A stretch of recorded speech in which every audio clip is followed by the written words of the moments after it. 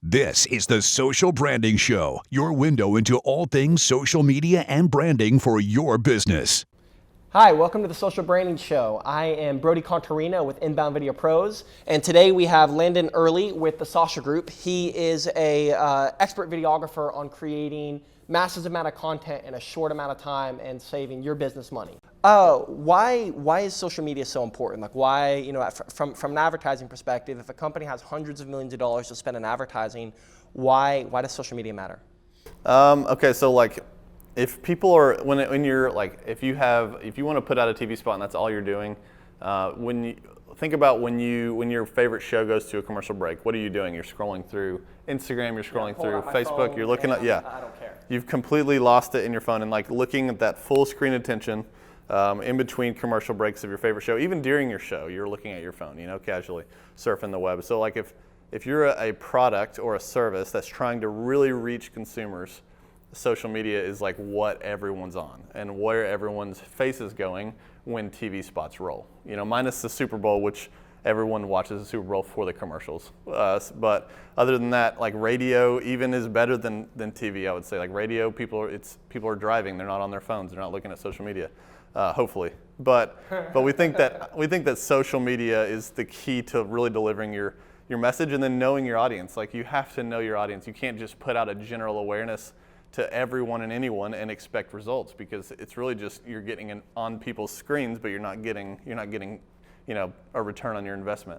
If you know your audience, you know the age demographic, like what they do, what they enjoy, what kind of things they're watching, the more you know, the more you can target and really see results, because you're targeting Jeffrey that lives in Oklahoma, that's a diehard basketball player and like follows the NBA, and you target him with an ad of your new basketball. You know that he's probably going to click on that link, go to that website, as opposed to Sarah, who's never watched basketball in her life, and you hit her with this ad because your targeting is off. She won't want to make it a sell on that, and that's why a TV spot is general awareness. It's just like, hey, if you like this, we're hoping that some people watching this like this basketball. When Facebook, you can be like, hey, Jeffrey in Oklahoma, we know you like basketballs because you watch NBA all the time. You're searching up basketball things on YouTube and on Google, so we're going to target you on Facebook with a basketball. So for your regular person, who doesn't have, your regular viewer, how do they figure out the kind of interests and stuff for their audience? Like how do they? I think a lot of people, it sounds great, but as a business owner, I have no idea. What my what your target is. Well, maybe if I know my target, but how to the kind of things that they're interested in. Yeah. That makes sense. So that's kind of what Sasha Group does first with a brand. They'll come in, a brand will come to Sasha Group and say, I'm not sure what our target audience is and I know that we're like a medicine product and we reach older demographic, but we don't know how to actually reach them other than an age gate on Facebook. And so I would say we would sit them down and we'd go through a workshop to find their voice and to find who they are if they were personified. So like for a whiskey brand, we found that a guy named JD, who's 35, lives in a suburb of a big city, likes this kind of thing. We figured out an exact person for who they should be looking for, people like that. We found that through talking to them about who they want to reach and who they think their target audience is and what activities do you want your target audience to be doing. And you find that, and then you think, okay, let's test. You put those out towards that target audience. If you're seeing a return, you know that like you're reaching the right area, you're reaching the right demographic. But if you're seeing like nobody clicking on your links, then it becomes like a thing that you think, okay, let's step back and punt because we're not hitting our audience. We're hitting the wrong audience. No one's returning this. So it's a lot of trial and error. Yeah, it's just and like we'll do a thing where we'll make 3 different cuts of a video, all featuring a different part of the video in the first 3 seconds that talk to an athlete or talk to a business person or talk to an investor, basically targeting those people. And then whoever's turning over, whoever's clicking, and we're seeing those click rates, we can immediately say, hey, maybe we need to start just looking at business owners now, because the athletes don't care and the investors don't care, but these business people are like really hitting this second video that we targeted to them. And so we think that we found more of our audience. Okay. So you at the Sasha Group, your specialty is video. Yeah. So tell me a little bit about how you approach a project, and so in video, it's very expensive for a lot of people, and what I think a lot of traditional people do is you'll go in, you'll do a shoot, and then you pay thousands of dollars, and then next month you'll kind of do the same thing. Yeah. And I think overall people are thinking way too small Yeah. with video. And you kind of go in and you get this massive amount of content in just a couple hours. So tell me about that process. Yeah, so we believe in like scrappy, not crappy. So the bare minimum you can create to create really like quality content at a scrappy approach. So for a brand that I work on, we did an evening and a morning, like a total of 8 hours of filming. We filmed a dinner crowd all the way from when that started till they closed. And then we filmed a morning before they were open for that restaurant. We filmed product shots and stuff like that with my camera shooting photo and video. And we got over 100 pieces of content for them, both video that they can post in a 30-second video spot or little GIF content of people eating or people like cheersing wine. All the way to photos of just products and like things that they can put into whatever they want.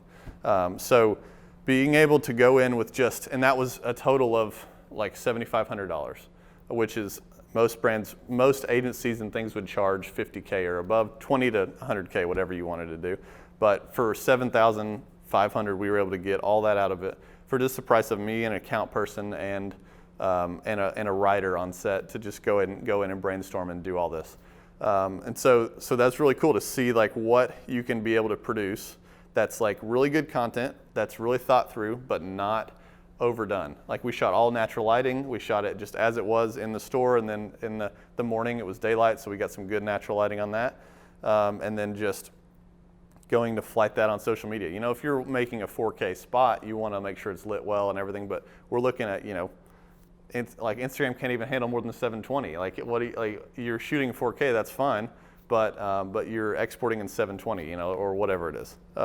So creating multiple, and Gary's big thing is a pillar of content, like creating multiple cut downs of one piece of content to reach different audiences, to flight at different times, to talk about different things with text on the video, whatever you want to do, and then creating 3-4 months of content from 1 8-hour or 2 8-hour shoots, a total of 8 hours, 2 4-hour shoots, and creating just months of content for them for that. Okay. And that kind so of curious with that, I guess with video content, there's pretty much two kind of things you do. You educate someone or you entertain. Yeah. So are you doing like education in that or Yeah. just entertaining? Yeah, it depends. First and foremost, you got to align with the brand on what they want to do, Because I agree that only two really attention grabbers are if you're entertaining or you're educating. Mainly, this brand was educating. It was educating the new types of pizzas, the new types of salads, the new types of other foods they had, the hours they had, the new location they had.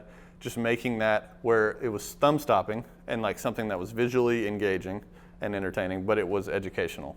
And so being able to find that balance between the two, I think was key for this brand. But for like my whiskey brand that I work on, it's all just like, it's just as real life as we can make it. So it's almost like it's an organic in-feed of just one of your friends. So okay. So when you're like educating people, are you like, do you do interviews and stuff and that? Do you have like people saying little quick lines, or is it all, how much you use in text? It's everything. Like when we went, we got their head chef and their manager to do little 15-second clips of them. Little 15-second clips of them saying, "Hey guys, this is so and so from this place, and I just want to invite you to lunch next Wednesday. We're having buy one get one, whatever."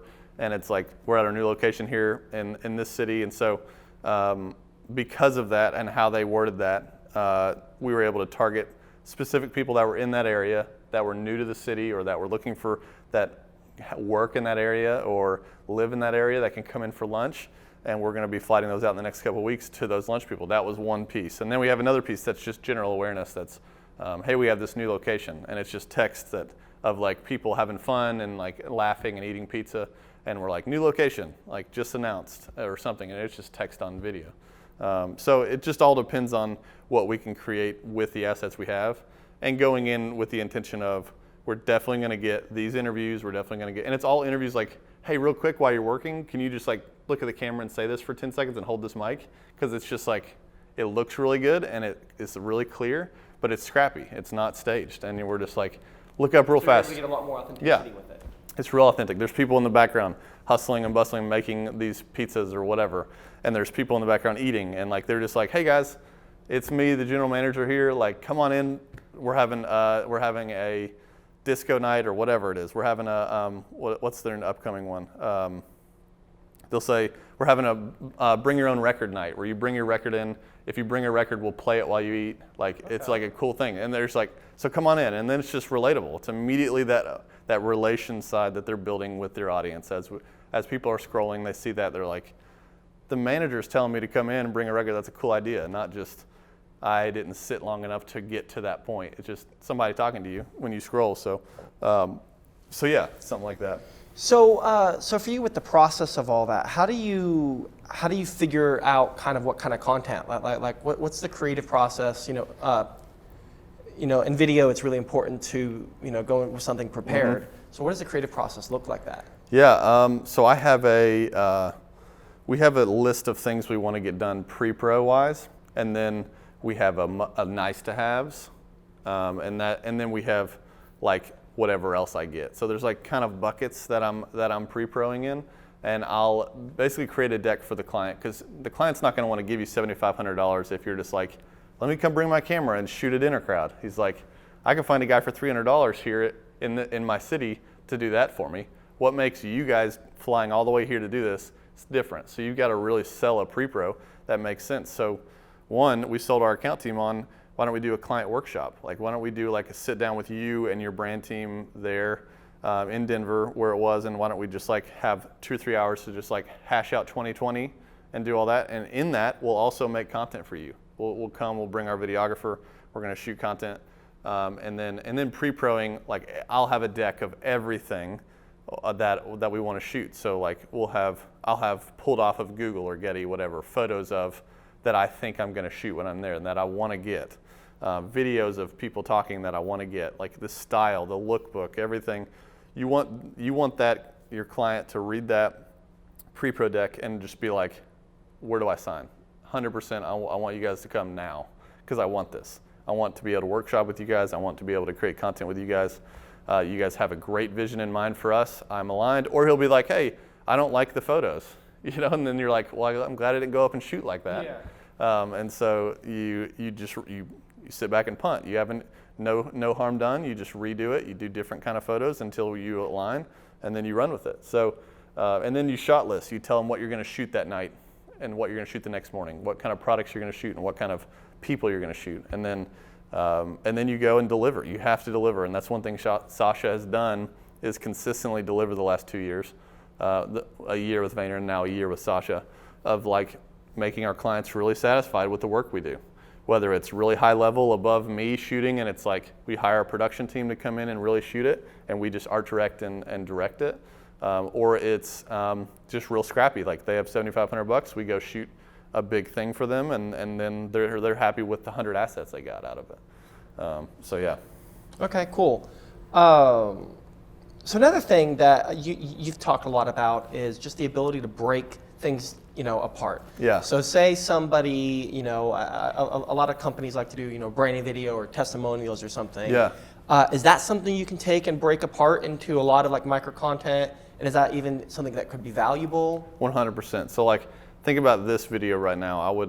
I would look at this and chop up and just sketch down every single good line or 2 lines or dialogue back and forth that's good out of it.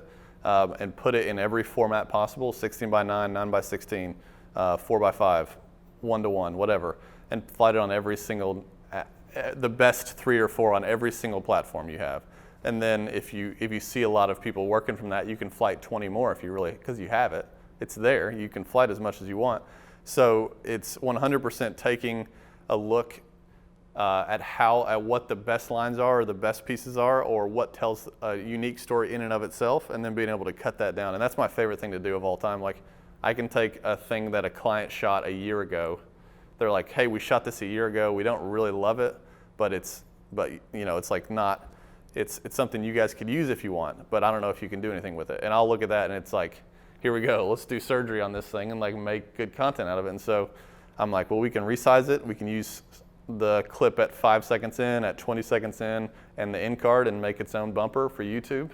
We could run that bumper and put text over it that target an upcoming lunch rush or something, and then for 7 days we do a paid ad as a bumper on YouTube for anyone in that area that just has those 2 clips with a title text over it that says, come eat pizza, whatever it is, and it's just right in their face. And that's utilizing an asset that was made a year ago, and I can turn that into something brand new and fresh for people and add good music with it and make it engaging and tell like a good story, and there you go, you got a bumper ad. So what is a bumper? Yeah, a bumper is, a bumper is an ad that plays right before a YouTube video, so it's 6 seconds. It cannot be longer than 6 seconds, and it's basically like one of those that says your video will play in 5, 4, 3. Okay, so it's like a pre-roll ad for YouTube. It's a pre-roll. It doesn't let you skip. Now you can put a pre-roll ad, and that'll be like in 5 seconds you can click, but a bumper they have to watch. Oh, okay. Yeah. A bumper you So is there a cannot skip. difference? Like my understanding of like pre-roll ads and stuff, they're not really to get conversions and sales, it's just for awareness. Is that kind of the same with a bumper, or? A bumper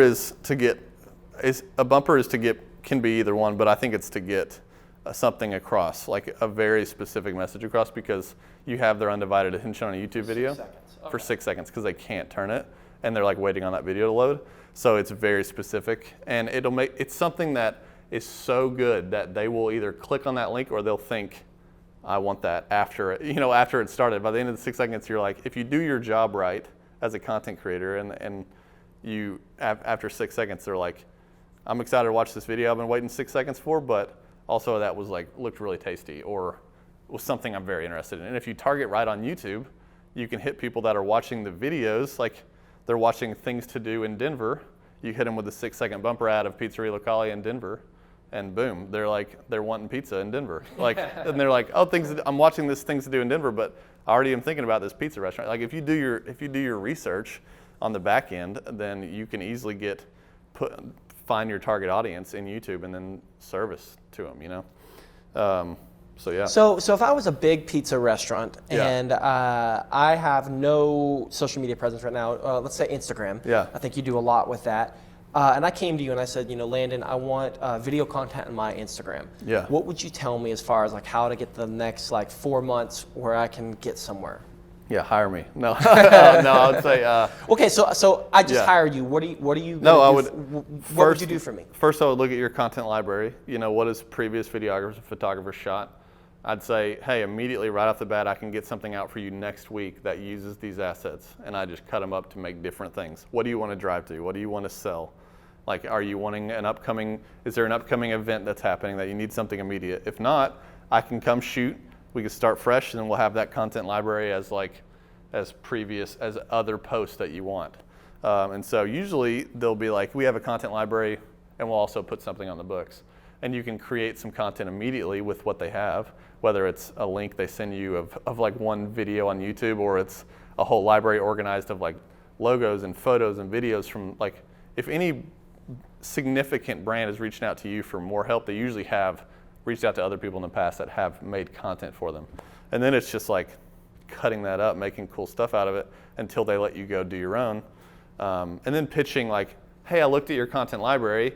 I think you need more people in your video. I think you need more lifestyle. I think you need more location-based because people don't know where you guys are. And then you're like, hey, I'm gonna put together a pre-pro deck that is me going to shoot that for you. That specific thing that you need, that location, that people, that place, or that product, I'll go shoot that specific because you're lacking it in your content, and then we'll get some of that out the door to get a different awareness in front of people. So yeah, really just seeing the need based off what they have and then delivering. And if they may come to you and be like, no, listen, we just need you to shoot a new video. We have nothing.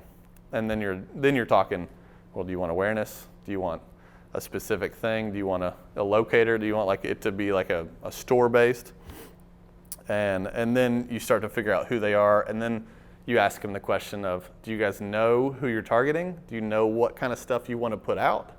And if they don't, then you have to set up a 10K workshop for them. And it's basically a 4-hour block of time where you sit down with the client and think through, do you feel like your target audience is a man or a woman? Do you feel like they're 18 to 35, or do you feel like they're 50 and to 80? You know, do you feel like they are into outdoor stuff, or do you feel like they're more like all about work? You ask them a bunch of questions, and it's more of just a thing that they answer all the questions, you write all that down, and you go off, you figure out who this person is.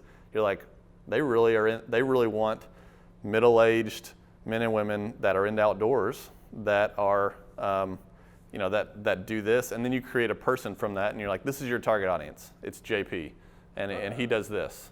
And then the rest of your content, you're like, is this content servicing JP on Instagram? Like, am I shooting this video? Will JP like this? You know, let's say JP has his own Instagram. Everything you're thinking about is that JP, that target audience. Will he like this? Will he want to come here because of the content we're making? Because that sums up your whole body of your who you want as your target audience. That sums up everybody. That JP is who you're reaching. So targeted ads or videos on Instagram story or whatever, you're thinking of the audience in mind. You're thinking of JP. Video is the new medium, and like that's what people are wanting on social media right now. And if you scroll, you can't. I've even tried it where you can take 5 scrolls without running into a video. It's impossible. There's a video that starts playing every single time you scroll, at least 1 time, if not 2, and let alone 5 times. I want to try that now. Yeah, and it's like 80% of consumers are wanting video content, and 80% of consumers will only watch the first 3 seconds. So unless you have to captivate in the first 3 seconds, or they keep scrolling. And if they said that it goes from 80% to 20% if your first 3 seconds aren't captivating enough, or like something that's you didn't target right, or whatever it is, and it's not in their face with something up front, it drops significantly. Now YouTube is longer. People give YouTube more because they're on there to watch videos. But if they're scrolling on Facebook, you have a 3-second window to say, like, well, whether it's a text that comes up on the video that says, are you this person, or whatever. Like, as cheesy as those infomercials were, in the first 3 seconds they got their message across. Yeah, but is that, the 80% thing, is that accurate in a sense? Are those real users or real viewers? Because on Facebook, it autoplays. And so if I'm going across, the first 3 seconds is really, I'm just kind of seeing if I'm curious, but it probably has, I'm probably not in in a view there. Yeah, no, and that's why it's like mainly people will keep scrolling. Like 80% of users after 3 seconds will have kept scrolling, and then it's like, how do you keep those 20%? How do you make the 20%? But you still want to get that 80%. Yeah. And so I see what you're saying. How do you make the 20% bigger? Okay. Like, you get 80% that are naturally going to scroll. How do you make it where it's like more of a 60-40 or a 50-50, where only 50% of people keep scrolling after 3 seconds? Like, how are you captivating? Because literally, like you said, like it's just the time it takes for them to swipe up and see the videos playing and then keep swiping. So if that's all you're going to get from that guy, then how are you going to get him? How are you going to really get him to stop and watch? And sometimes people just don't care. Like, they'll just scroll no matter what. But if you can somehow figure out how your brand can get more than the 80% that keep scrolling, then I think you're winning on social. But I mean, there's no metrics to photo. Like, you can't tell if people really like your photo or not, and like, there's no metrics to text only other than like how many people saw it. Yeah. But video, you can kind of measure how your video did as far as like audience retention. Okay, so you actually get a lot more analytics. Yeah, you get a lot more analytics analytics out of it. Yeah, and it's just, that's what people want. I mean, everything is video based now. Like, TikTok is the biggest thing on the up and up, and it's all video based. There's no photo. There's no text only. So it's just interesting how that's shifting and the market's shifting. Yeah. Awesome. Well, I really appreciate your time, and thank you for joining the show today. This is great. I appreciate it, and you guys are doing a good thing here. This is gonna be big. So great. Thank you. And I'm Landon Early. I am a videographer and editor at the Sasha Group here in Chattanooga, Tennessee. We also have an office in New York. We're a Vayner X company owned by Gary Vaynerchuk. He started us a year ago. We all worked for VaynerMedia, and now we're down here working for Sasha Group, getting it done in the small business world here in Chattanooga, Tennessee. So just making content all day, every day.